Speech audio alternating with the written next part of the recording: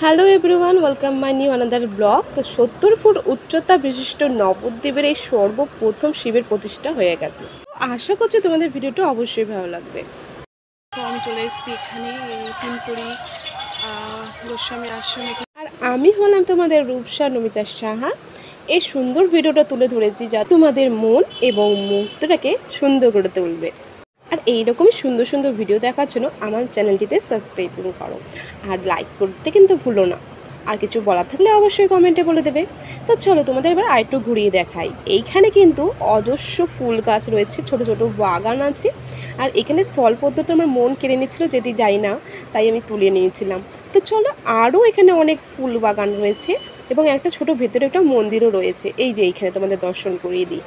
হ্যাঁ, আর এই মন্দিরটা কিন্তু এই ঠাকুরের ঠিক পিছন দিকে রয়েছে। পিছন দিক দিয়ে বেরোনোর রাস্তাও রয়েছে যদিও।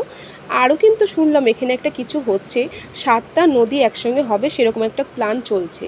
আর এখানে কাজ হচ্ছিল দেখে জল পড়ে রয়েছিল। আর এই দেখো, বলেছিলাম না ছোটো ছোটো গার্ডেন হচ্ছে, তার ভেতরে কিন্তু এই যে দাঁড়ানো হাতি, ময়ূর, তারপরে হচ্ছে হরিণ, সব কিছু রাখা আছে। আমি একটু নিয়ে বসে গেছিলাম, আমি ক্লান্ত হয়ে গেছিলাম। তো যাই হোক, ভিডিওটা কিন্তু শেষ পর্যন্ত দেখার অনুরোধ রইল তোমাদের।